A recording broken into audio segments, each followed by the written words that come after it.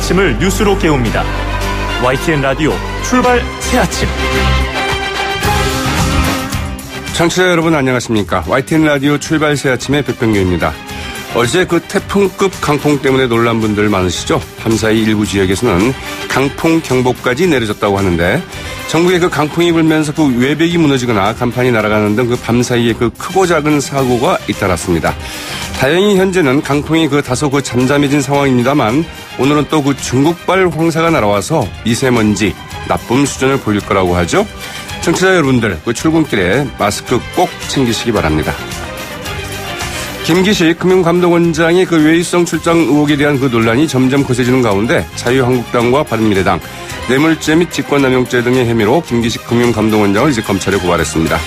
결국 그 정치권 공방을 넘어 검찰로까지 이 문제가 넘어가게 됐는데요. 이런 가운데 어제 그 바른미래당의 그 안철수 인재영입위원장이 긴급 기자회견을 열고 문재인 대통령이 김기식 금융감독원장을 해임하고 국민 앞에 사과해야 한다고 주장했습니다. 여기에 대해서 그 더불어민주당의 그 우상호 의원 역시 그 바로 반박 기자회견을 가졌는데요. 이 정략적 접근이다. 이렇게 좀 비판의 목소리를 높이기도 했죠. 오늘 그 1부와 2부에서는 그 안철수 인재영입위원장 그리고 그 우상호 의원 차례로 만나 이 문제를 비롯한 지방선거와 관련한 이야기 나눠보겠습니다. 시리아 정부군의 화학무기 사용 의혹 진상조사를 위해 그 유엔 안보리가 소집됐습니다만 결국 러시아의 반대로 이 결의안 채택은 무산됐습니다. 중대 결정을 언급했던 트럼프 미 대통령은 남미 순방도 취소하고 시리아 사태 대응에 집중하고 있다고 하는데요. 미국의 미사일 구축함이 시리아 해안으로 이동하는 등 미국을 비롯한 이 서방 국가들의 그 시리아 공습 초입기에 들어간 모양새이기도 합니다. 오늘 3부에서 전문가와 함께 이 문제 자세히 짚어보겠습니다. 4월 11일 수요일 아침에 보내드리는 YTN 라디오 출발 새 아침. 먼저 광고 듣고 시작하겠습니다.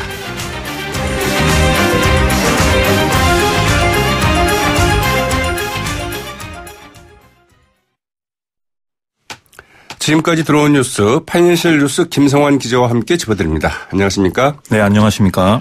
밤새 들어온 소식이죠. 그 시리아에서 민간인을 상대로 그 화학무기를 사용했다는 의혹과 관련해서 유엔 안보리 그 긴급회의를 갖고 전면 조사하자는 결의안을 이제 표결에 붙였지만은 러시아의 그 거부권 행사로 결국 무산됐죠. 네, 유엔 안전보장 이사회가 10일 현지 시간 시리아 두마 화학무기 공격 사태와 관련한 결의안 채택에는 실패했습니다. 미국은 화학무기 사용을 규탄하고 책임 소재 규명할 기관을 새로 설립하자는 결의안을 발의했는데요. 안보리는 표결에 붙였지만 상임이사국인 러시아가 거부권을 행사했습니다. 러시아 측 대사는 이런 결의안이 시리아 상황을 더욱 악화시킬 뿐이다. 이런 주장을 펼쳤는데요. 표결에서는 15개 안보리 이사국 가운데 12개국이 찬성을 했고요. 네. 러시아와 볼리비아가 반대를 했습니다. 중국은 좀 기권을 했고요. 결의안 채택이 부결됐기 때문에 미국이 독자 행동을 할 것이다. 이런 전망이 또 다시 나오는데요. 네. 트럼프 대통령은 전날 오전에 앞으로 24시간에서 48시간 이내에 어떠한 중대 결정을 할 것이다. 이렇게 말한 적이 있습니다. 네. 지난해 4월에도 역시 그 시리아에서의 그 시리아 정부군의 화학무기 사용 논란 때문에 네. 이 결의안 채택을 하려 했지만 그때도 좀 무산됐었고 네. 바로 이제 트럼프 미 대통령이 이제 그 시리아 공습을 시도를 했었죠. 네. 예. 아무튼 이제 어떻게 될지 좀 지켜봐야 될 것 같은데 이 자세한 이야기는 오늘 그 3부에서 전문가와 함께 좀 이야기 나눠보도록 하겠습니다. 삼성증권의 그 배당사고 파문이 점점 커지고 있는데요. 이 사고로 그 국민들의 그 노후 자금인 국민연금이 수백억 원대의 그 피해를 입은 것으로 알려졌죠. 네, 삼성증권 사태 후폭풍이 계속해서 커지고 있습니다. 지난주에 회사가 잘못 배당한 유령 주식을 직원들이 팔아치우면서 시장이 출렁였는데요. 국민연금도 이번 사태로 400억 원대의 평가 손실이 발생한 것으로 추산된다고 합니다. 국민연금은 삼성증권 지분을 12% 넘게 보유한 큰 손인데요. 그렇죠. 예, 결국 직원들의 잘못된 선택으로 국민들의 노후 자금까지 손해를 보게 됐습니다. 국민연금은 앞으로 삼성증권을 통해서 주식 주문을 내지 않겠다 이렇게 밝혔는데요. 사학연금이나 공무원연금 또 교직원 공제회 등의 다른 연기금도 삼성증권과의 주식 거래를 잠정 중단키로 했습니다. 삼성증권은 주식을 매도한 직원 16명을 문책키로 했는데 또 매도를 시도했다 실패한 직원 6명까지 추가 문책키로 했다고 합니다. 네. 이 대형 연기금이 앞으로 떠나게 되면은 삼성증권도 수익 타격은 만만치 않을 전망인데요. 앞으로 연기금이나 다른 투자자들이 삼성증권에 소송을 걸 가능성도 제기가 되고요. 금감원도 현재 대책 마련에 나서고 있습니다. 이 김기식 원장은 일단 증권사들이 내부 통제를 좀 강화해달라 이렇게 당부를 했고요. 네. 금융위원회도 주식 매매제도 개선을 위해서 1차 회의를 어제 열었다고 합니다. 네. 그 국민연금이 왜 그 수백억 원대 피해를 봤죠? 예, 아무래도 삼성증권 직원들이 주식을 팔아치우면서 시장이 많이 출렁였기 때문에 가치가 좀 변했기 때문에. 그런데 참 희한한 게 말이죠. 네. 말하자면 그 삼성증권에서 야 이거 좀 잘못 나왔구나 하니까 외국인들은 다 사자. 이것 좀 떨어지는 데 오를 것이다 그랬는데 국민연금만 또 팔아치워가지고 결과적으로는 그 삼성증권을 도와준 건 아니냐 뭐 이런 얘기도 있다고 그러던데 말이죠. 네, 아무래도 시스템상에 그 기민하게 대응을 할 수 없는 그런 그 환경이 있다고 합니다. 그러게 말이죠. 참 그 좀 희한한 대목이네요. 그 우리 정치권 이야기 좀 해보겠습니다. 이 김기식 그 금융감독원장에 대한 논란 여전히 그 거센 가운데 어제 그 자유한국당과 그 바른미래당 검찰에 그 고발까지 했습니다. 네, 자유한국당과 바른미래당이 어제 김기식 금융감독원장을 검찰에 고발했습니다. 김 원장은 의원 시절에 피감기관 예산으로 해외 출장을 다녀와서 논란이 됐었는데요. 네. 출장 당시에 인턴 비서와 동행했다는 점도 계속 거론이 되고 있습니다. 고발 혐의는 뇌물죄와 직권남용죄, 공직자윤리법 위반 등인데요. 한국당 정태욱 대변인은 김 원장 본인이 해외여행한 것은 본인 뇌물죄에 해당이 된다. 또 인턴 비서를 외유에 동행시킴으로써 천여만 원의 혜택을 줬는데 이것도 제3자 뇌물죄에 해당될 수 있다고 주장을 했습니다. 네. 청와대는 김 원장 출장에 대해서 그 당시 관행이었다. 뭐 이렇게 해명을 했다고 하는데요. 정 대변인은 그런 관행은 들어본 적이 없다. 현 정부 사람은 적폐청산의 기준을 자기들 편에는 고무줄처럼 한없이 부드럽게 적용하고 있다. 이렇게 비판을 했다고 합니다. 네. 바른미래당도 고발장을 서울중앙지검에 제출을 했는데요. 혐의는 비슷하고요. 오신환 원내 수석 부대표는 3차례에 걸친 피감기관 그리고 민간기관인 우리은행을 통한 뇌물성 황제 외유는 당연히 사법적 처벌 대상이 된다고 판단한다. 반드시 처벌을 받아야 된다. 이렇게 밝혔습니다. 네. 원희룡 지사가 결국에는 바른미래당을 탈당을 했죠. 네. 원희룡 제주지사가 바른미래당을 전격 탈당했습니다. 어제 오후 도청에서 기자회견을 했는데요. 현재 정당 구조에서는 개혁 정치의 뜻을 실현하기 어렵다는 결론을 내렸다고 밝혔습니다. 당파적인 진영의 울타리도 뛰어넘겠다 이런 표현을 썼는데요. 네. 야권 연대에 대해서도 언급을 했습니다. 야당 분열과 지리 멸퇴가 계속되면 대한민국 전체가 균형을 잃는다. 건전한 야당의 견제축이 있어야 된다 이렇게 주장을 했는데요. 네. 특히 야권 연대는 지방선거를 염두에 둔 게 아니고 국가적인 여야 정립 구도에 대해서 일관되게 얘기해온 것이다 이렇게 설명을 했습니다. 네. 이런 부분에서 특히 바른미래당과 자신의 입장이 맞지 않았다 이렇게 밝혔는데요. 제주지사 선거에 관련해서는 무소속으로 출마한다면 보면 된다 이렇게 밝혔습니다. 아무래도 원 지사는 바른미래당에 소속된 유일한 광역자치단체장이었는데요. 원 지사의 탈당으로 이 바른미래당의 지방선거 전략에는 상당한 차질이 있을 것으로 보입니다. 네, 바른미래당은 제주도지사 후보를 내겠다 이런 입장이죠? 예, 그렇습니다. 네, 검찰이 그 이명박 전 대통령의 그 재산 추징에 나섰습니까?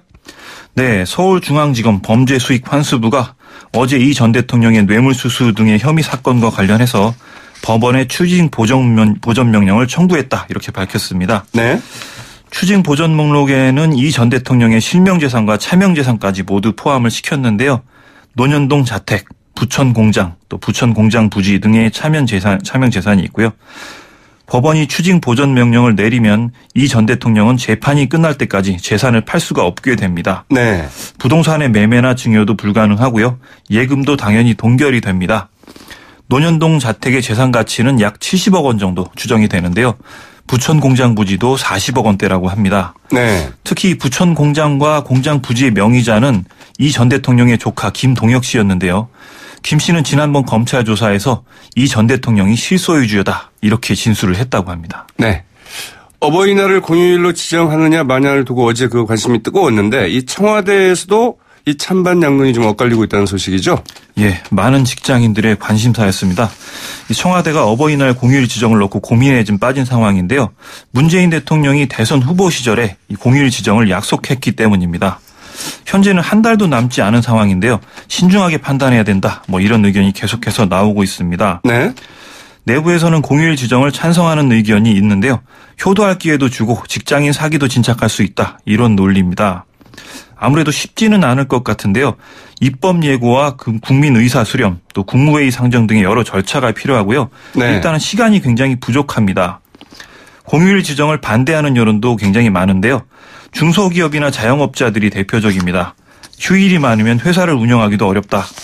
또 뭐 돈 나갈 일도 많은데 휴일이 너무 많아서 부담스러워진다. 이런 네. 입장도 있다고 합니다. 네. 김성환 기자는 어떻게 생각하십니까? 이 좀 찬성하십니까? 반대하십니까? 예, 저는 개인적으로 빨간 날이 좀 더 많아졌으면 좋겠다 하는 입장입니다. 그렇습니까? 네. 그러면 저희 한번 그 기대를 좀 해보죠. 네. 오늘 말씀 고맙습니다. 네, 감사합니다. 지금까지 파이낸셜 뉴스 김성환 기자였습니다.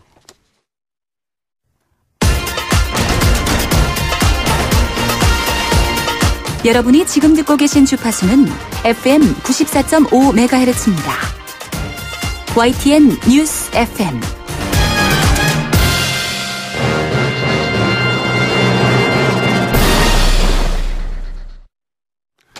서울시장 출마 선언을 한 바른미래당의 그 안철수 인재영입 위원장, 어제 김기식 금융감독원장의 해임을 촉구하는 긴급 기자회견을 가졌는데요. 오늘 직접 이야기 들어보는 시간 마련했습니다. 안철수 위원장님 안녕하십니까? 네, 안녕하십니까? 네. 서울시장 그 출마 선언한 이후에 아침 라디오 인터뷰는 이제 그 처음인 걸로 알고 있는데요. 네, 그렇습니다. 네. 우선 이제 그 서울시장 출마를 왜 하셨는지 이제 이야기 듣기 전에 그러면 그 인재영입 위원장도 맡고 계시지 않습니까? 네, 네. 어떻게 그거는 이제 그 직함을 내려놓는 건지요? 아니면 뭐 계속 맡게 되는지요? 지금도 그 일도 병행하고 있습니다. 아, 그렇습니까? 당장 서울에 있는 여러 구청장 후보들이라든지 좋은 인재들이 많습니다. 네. 그런 분들 함께 이제 선거를 치러야 되니까 그런 분들도 이제 바로 오늘도 지금 예정돼 있습니다. 알겠습니다. 그 인재영입 위원장을 맡으면서 그 서울시장 후보는를 좀 물색하는 것 아니냐 이제 이런 관측도 있었는데 직접 이제 그 서울시장에 나서게 됐어요. 예, 찾았습니다. 왜 그렇게 좀 결정을 하셨는지 좀 얘기를 먼저 해주실까요? 저희 구호가 바꾸자 서울입니다.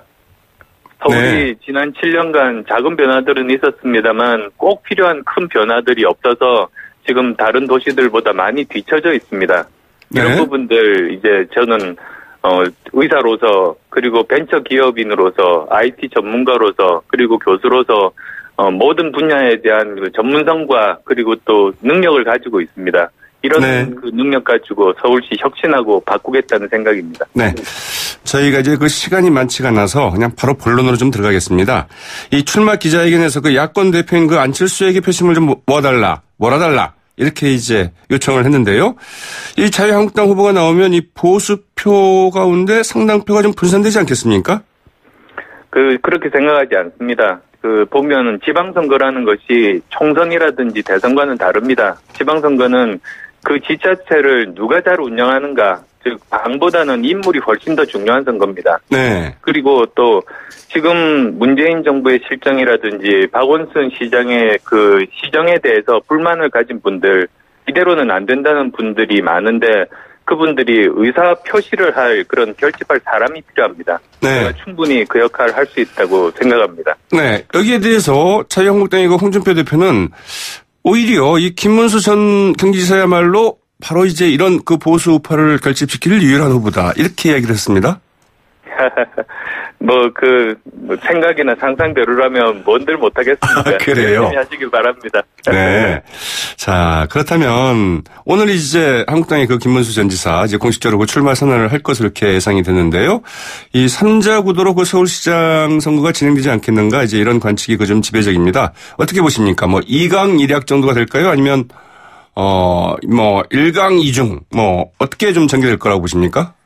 글쎄요, 가만히 보면 지금 민주당에서도 자유한국당에서도 자신들이 뭘 하겠다는 이야기보다 계속 안철수 이야기밖에 하지 않습니다. 아, 그래요? 제가 제일 신경 쓰이는 경쟁 상대라서 그런 것 같은데 남 이야기보다도 자신이 무엇을 할 것인가, 그리고 또 지금 현재 서울시정이 무엇이 잘못되어서 어떻게 고칠 것인가, 그렇게 치열하게 시민을 위한 토론이 저는 바람직하다고 봅니다. 네, 알겠습니다. 그렇다면 안철수 위원장께서는 만약 서울시장이 된다, 무엇을 가장 대표적으로 고치겠습니까? 저는 5대 비전을 말씀드렸습니다. 일자리 도시. 그래서 제가 창업 경험, 일자리를 만든 직접적인 경험이 있기 때문에 정말 말이 아니라 실제로 일자리 도시 만들겠다는 것. 네. 그다음 또 교육 도시 만들겠습니다. 특히 방과 후 학교라든지 평생교육에 힘을 쓰겠습니다. 또한 편리하고 안전한 도시, 그래서 첨단 기술을 이용해서 미세먼지나 쓰레기, 물, 악취, 소음, 교통 이런 문제 해결하겠다는 거. 그리고 행정 혁신 도시입니다. 단돈 10,000원이라도 헛되이 쓰지 않겠다. 그리고 또 마지막으로 따뜻한 공동체 도시. 알겠습니다. 사회적인 약자분들과 함께 사는 그런 도시 만들겠다는 겁니다. 네. 근데 이런 이야기들은 그 다른 후보들도 다 하지 않을까요? 이제 그와 관련해서 그럼 구체적으로 하나만 더 묻겠습니다. 자, 일자리를 가장 우선하겠다고 그러는데 일자리를 어떻게 만드시겠습니까? 네, 저 같으면은 이제 창업을 직접 하고 그리고 회사에서 일자리를 만든 경험이 있습니다. 네. 그 경험을 토대로 그냥 탁상 행정이 아니라 실제로 무엇 때문에 창업을 하지 못하는지를 잘 알고 있어서 그런 문제들 해결해 나가겠습니다. 네. 저는 교육자였습니다. 교수였습니다. 알겠습니다. 그래서 그러나, 그 다섯 가지 모두가 제가 직접 경험해보고 성과가 있는 분야들입니다. 네. 그렇군요. 그러나 이제 과연 그런 그 개인적인 경험을 좀 하는 게 얼마나 좀 효과적일까 이제 이런 고민도 좀 해봐야 될 것 같은데요. 자, 현 상황에서 가장 좀 뭐랄까요, 이 신경이 쓰이는 후보가 있다면 누구를 들 수 있을까요? 글쎄요, 다들 훌륭한 분들입니다. 그런데 저는 가능하다면 박원순 현 시장과 이제 경쟁하기를 바랍니다. 물론 가장 힘든 후보입니다. 그렇지만 이제 현재 시정에 대해서 가장 책임 있고 잘하는 분이니까 현직 시장님과 한번 서로 치열하게 경쟁해보고 싶습니다. 네, 박원순 서울시장과의 그 1대1 구도로 갔으면 좋겠다. 이제 이런 희망이고요. 또 이제 어떻게 전개될지는 좀 봐야겠습니다만은 아무튼 그런 1대1 구도가 좀 됐으면 좋겠다. 이런 이야기신가요? 네, 그렇게 될 겁니다. 그러면 뭐 야권 후보 단일화 생각해 볼 수 없을까요? 그런 구도라든지 뭐 단일화라든지 이런 것에 연연하지 않습니다. 그리고 또 지금 그렇게 정략적으로 사고하는 것이 이제 시민들에게 와닿지 않을 겁니다. 철저하게 누가 비전을 실제로 실행에 옮길 수 있는가 그 실력으로 대결하겠습니다. 네. 그러나 이제 한국당에서도 그렇고 이 바른미래당에서도 분명하게 선을 긋고는 있습니다만은 단일화 이야기가 계속 나오고 있고요. 또 그 일부 언론에서도 야권 후보 단일화가 필요한 것 아니냐 이런 이야기도 좀 나오고 있는데요. 아마도 이제 각자가 자신의 비전을 설명할 기회들이 곧 올 겁니다. 그리고 이제 그 내용을 가지고 시민들께서 판단을 하신다면 이제는 더 이상 그런 이야기들이 나가지 않는 2강 구도로 선거가 치러질 겁니다. 네. 자, 자유한국당의 그 홍문표 사무총장, 안철수 위원장이 결국은 그 중도 하차하지 않겠는가 뭐 이런 얘기까지 하면서, 자유한국당에서 그 양강 구도로 좀 판을 짜겠다. 이제 이런 선거 전략을 세우겠다. 이런 이야기도 좀 이야기를 했는데, 어떻게 응답하시겠습니까? 바로 지난 그 총선 대선 때를 보시면 이제 지난 총선 때입니다. 그때 국민의당이 서울에서 29% 지지를 받았습니다. 네. 그리고 또 지난 대선 때는 저 개인적으로도 2등이었습니다. 그리고 또 지금 이제 힘을 합한 유승민 대표와 득표를 모으면 30%를 받았습니다. 네. 반면에 이제 자유한국당은 20%로 3등이었습니다. 네. 지난번에 3등 하신 분들이 참 용기가 가상하십니다. 네. 자유한국당의 용기가 가상하다. 이렇게 보고 계시는군요. 자, 이와 관련해서 안철수 위원장께서 그렇다고 한다면 서울시장 후보로 출마를 한다면 지금 출마를 이제 선언을 했습니다만 이 대선 불출마를 선언해야 되는 것 아니냐. 이런 이야기도 나오고 있던데요. 여기에 대해서는 어떻게 이야기하시겠습니까? 지금 벌써 다음 대선 생각해서 이것저것 선거의 유불리를 계산하시는 분들 말씀입니다. 지금 저는 서울 시민, 시정만 생각하고 있습니다. 그래서 그런 정략적인 사고하시는 분들이 지금 벌써 마음이 붕 떠 있는데 과연 시민을 위한 그런 마음을 가지고 지방선거에 임할 수 있을까 의문입니다. 네. 다른 이야기 하나 여쭙겠습니다. 이 김기식 금융감독원장의 의원실 그 외유성 출장 의혹 논란. 이게 좀 상당히 거센데요. 어제 이제 김기식 원장의 즉각 그 사퇴와 함께 문재인 대통령에게 이제 그 사과를 요구하지 않았습니까? 네. 그런데 그 청와대에서는 어제 오후에 다시 한번 김기식 원장의 사퇴는 없다 이렇게 좀 일축을 했습니다. 김기식 원장 갑질 해외 외유도 문제지만 지금 잘못 인정하지 않고 제 식구 감싸는 청와대가 더 큰 문제입니다. 네. 당연한 상식적인 부분들 이제 지적을 하는 것인데 그것에 대해서는 오기, 오만, 불통이 더 심해지고 있는 것 같습니다. 네. 이런 부분들은 정말 누가 봐도 잘못된 인선이라는 게 뻔히 보이는데 이것까지 감싸는 건 청와대가 국민들 눈높이를 너무 낮게 보는 겁니다. 네.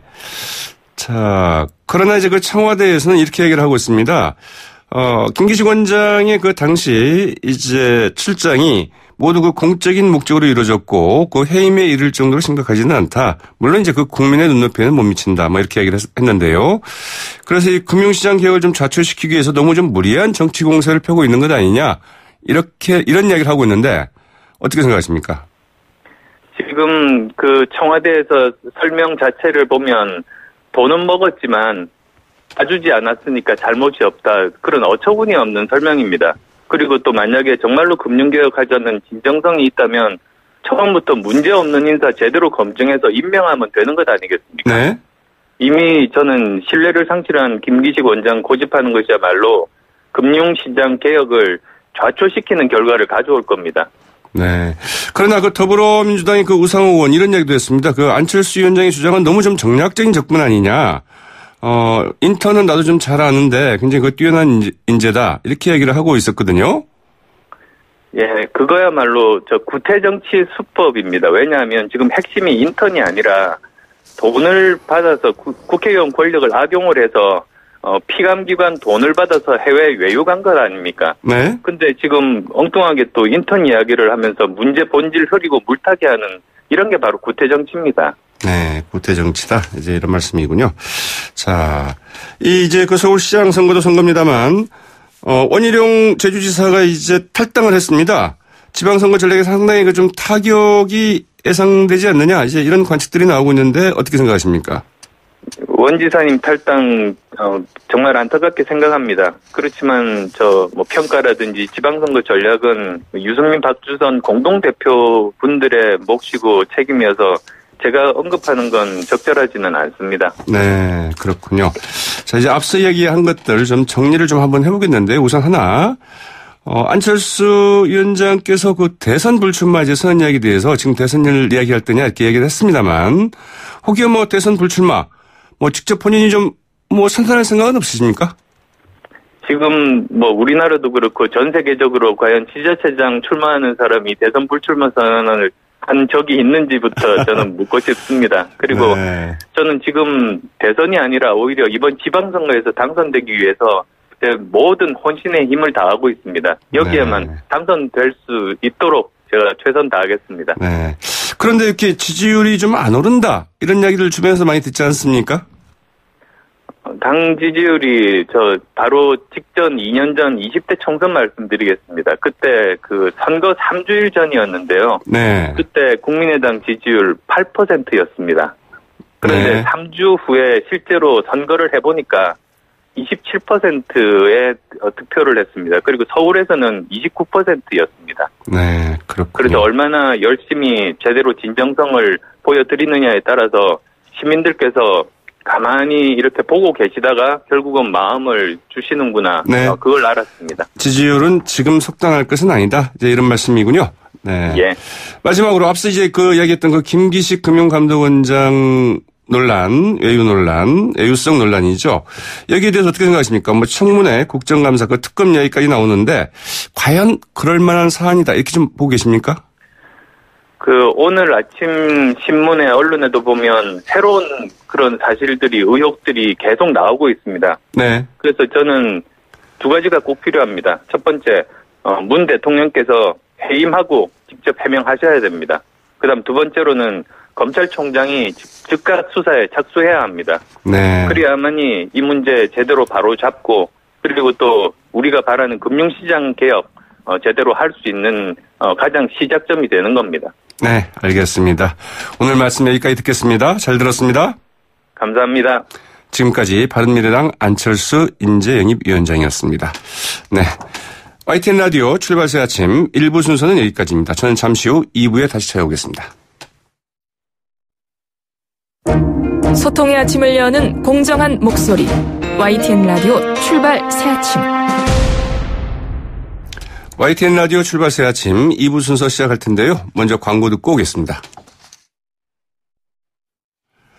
김기식 금융감독원장의 외유 의혹이 그 정치권의 뜨거운 감자로 좀 떠올랐는데요. 여당에서는 이 논란 어떻게 좀 바라보고 있을까요? 더불어민주당의 그 서울시장 예비 후보인 우상호 전 원내대표 전화로 연결해서 이야기 나눠보겠습니다. 안녕하십니까? 네네, 안녕하세요. 네, 야당이 결국 이제 그 고발까지 해서 문제가 검찰로 넘어가게 됐습니다. 어떻게 보셨습니까? 글쎄요, 저는 좀 지나치게 너무 정략적인 접근이라고 보는데요. 네. 왜냐하면은 이제 국회의원들의 해외 출장권에서 가령 산하기관 비용으로 해외 출장 간 사례들이 꽤 여러 가지가 있습니다. 네. 그리고 우리가 어쨌든 산하기관이 비용도 국민 세금이고요. 또 국회에서 해외 출장을 가는 것도 국민 세금입니다. 그래서 네. 어느 기관의 권유로 갔냐가 중요한 게 아니라 그 해외 출장이 정말 공적인 목적으로 이루어진 어떤 일정이었느냐, 아니면 공무를 핑계로 놀러 갔냐. 이게 사실은 이제 가장 비난받는 이유거든요. 핵심 쟁점이겠죠. 네. 두 번째는 보통 이제 산하기관들이 국회의원들을 데려갈 때는 자기네 기관들의 민원이 있습니다. 가령 네. 예산이나 법 개정. 그래서 해외로 데려가서 이제 그런 로비를 하는 거죠. 그래서 로비성 외유의 가능성, 이 두 가지 때문에 산하기관 해외 출장에 비난을 받습니다. 네. 그런데 김기식 원장 걸 자세히 들여다보면 사실은 이 두 가지 사유에 해당되는 경우가 거의 없어요. 그러니까 네. 그냥 산하기관 비용으로 해외 출장 갔다 이렇게 막 비난을 하지만 자세히 보면 공적인 업무로 상당히 여러 가지 그 일정이 짜여져 있었고요. 네. 또 그 해외 데려갔던 기관들의 민원들을 오히려 불이익을 줬거든요, 들어와서. 네. 그러니까 그러면 이건 로비도 아니고 또 관광도 아니면 이런 경우를 가지고서 이게 좀 이 양반을 비난할 수 있나. 네. 그러니까 이런 이제 판단이 드는 것이죠. 그래서 야당에서는 이제 특히 이제 그 유럽 여행, 대외경제정책연구원의 이제 유럽 여행이나 이 부분을 좀 문제를 삼고 있는 것 같은데 아무튼 그 부분은 그렇다 치고요. 네. 이 야당에서 이제 뇌물죄 등으로 그 고발을 했어요. 그래서 네. 아무래도 그 전직 대통령들의 그 재판이나 이 기소 이런 것들을 보면서 그 뇌물죄 적용 혐의를 이제 염두에 두고 이렇게 뭐 고소를 한 게 아닌가 이런 생각도 좀 드는데요. 그러니까 이제 너무 웃긴 게 그 산하기관들에게 오히려 돌아와서 불이익을 줬거든요. 가령 예산을 대폭 삭감했다거나 또 그 여러 가지 불이익을 많이 줬어요. 그 해외에서 잘못 운영되는 사례를 점검해서. 네. 오히려 불이익을 줬는데 무슨 뇌물입니까? 만약에 네. 뇌물이란 거는 이제 그 외유의 대가로 혜택을 줬어야죠. 그래서 네. 예를 들면 예산을 더 늘려줬다거나 뭐. 근데 이게 보면 오히려 불이익을 줬는데 뇌물이라고 그러면은 저는 그게 이해가 안 가는 알겠습니다. 거죠. 그렇다고 한다면 네. 여당 입장에서 볼 때 지금 야당에서는 국정조사를 하자 이런 이야기를 하고 있지 않습니까? 뭐 국정조사 해보는 건 어떨까요? 아니 이게 이런 정치 공세죠. 만약에 네. 이거를 가지고 이제 국정조사를 해야 된다 그러면 네. 가령 자유한국당, 바른미래당 소속 국회의원들도 상당수 이렇게 비슷한 여행을 갔다 온 분들이 꽤 되거든요. 네. 우리가 같이 갔다 왔으니까 다 알지 않습니까? 그러니까 사실은 국회에서 국회의원들은 다 웃고 있어요. 왜냐하면 아니 진해당에도 저렇게 갔다 온 사람들이 누구누구 다 아는데 네.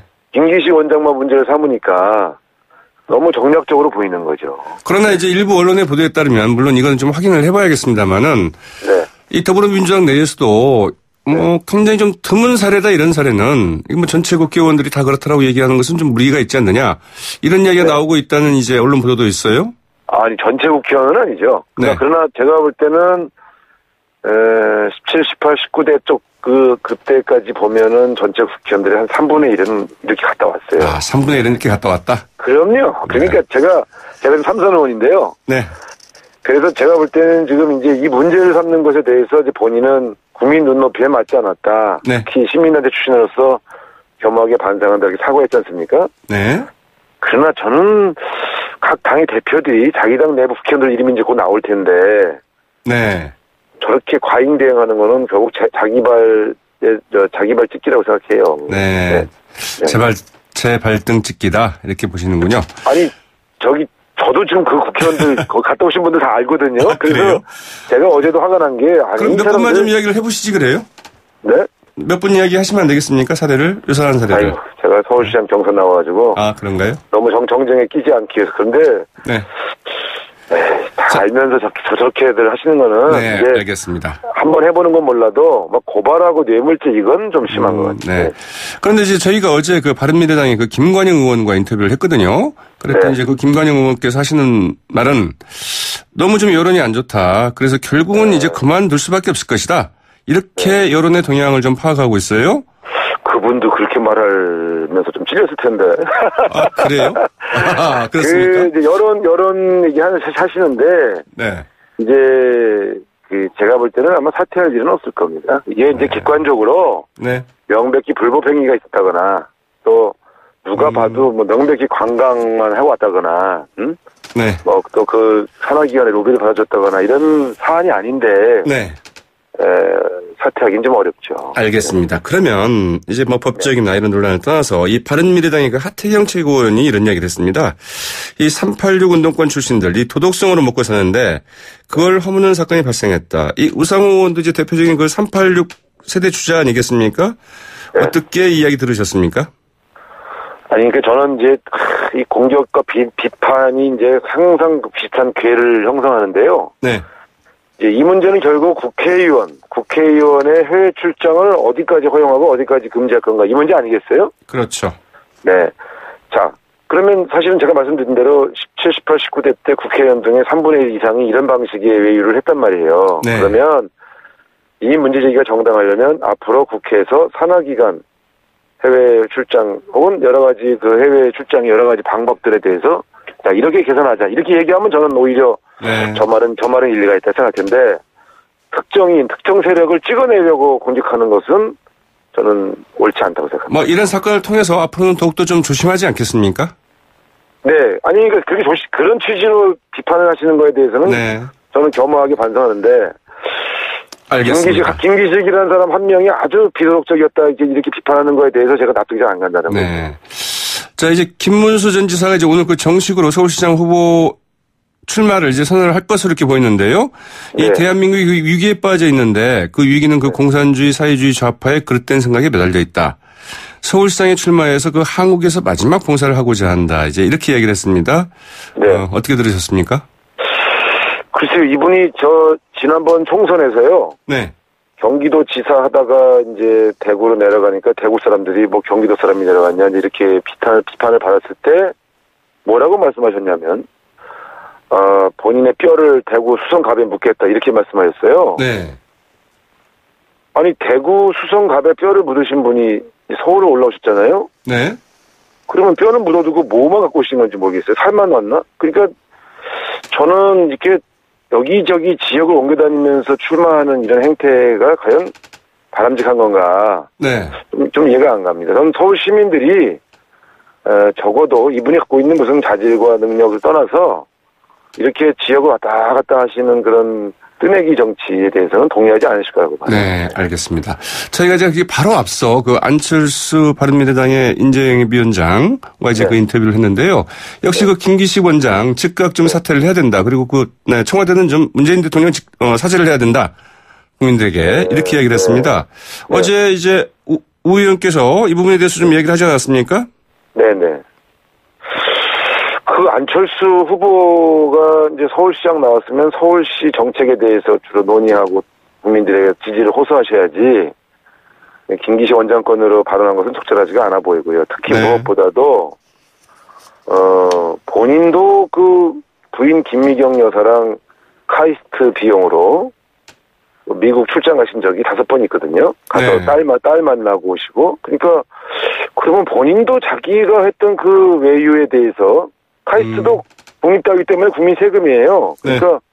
카이스트 돈으로 그 해외 출장 갔다 오신 거를 먼저 해명하셔야 되는 게 아닌가요? 네. 자기는 그렇게 갔다 왔으면서 김기식 의원을 구속해야 된다 이런 주장할 때 제가 어이가 없어서 본인은 이제 그 공적 그 카이스트에 당연히 관련된 이런 일로 갔다 왔다고 네. 얘기를 하지 않겠습니까? 딸 만나고 왔다니까 가서. 네, 그렇습니까? 네, 그러니까 네. 지난번 대선 때 이 문제를 제기했는데 한 번도 해명하신 적이 없어요. 네. 그래서 아니, 제가 이런 건데, 다른 분이 말씀하시면 모르겠는데, 본인도 이런 의혹을 대상이면서 김기식 원장을 공격한 거에 대해서 저는 어제 사실 잘 이해가 안 가더라고요. 네, 알겠습니다. 짧게 한마디만 여쭙겠습니다. 자, 네, 더불어민주당 이제 그 서울시장 후보 경선이 있는데요. 자, 결선 투표까지 갈 거라고 보십니까? 네, 우리 박원순 시장님이 뭐 여러 가지 일을 잘하셨지만 이제 3선 도전하는 것은 좀 무리한 여론이 많아서요. 네. 1차 경선에서 50%를 넘기긴 좀 어려우실 것 같아요. 그래서 네. 결선 투표까지는 이제 반드시 갈 것이다 이렇게 예측하고 있습니다. 네. 그럼 본인이 이제 그 결선 투표에 갈 수 있으라고 보십니까? 결선 투표 가기 위해 노력하고 있습니다. 알겠습니다. 여기까지 듣겠습니다. 고맙습니다. 네, 감사합니다. 네. 지금까지 더불어민주당의 우상호 전 원내대표였습니다. YTN 라디오 출발새 아침 2부 순서는 여기까지입니다. 저는 잠시 후 8시 10분경 3부에 다시 찾아오겠습니다.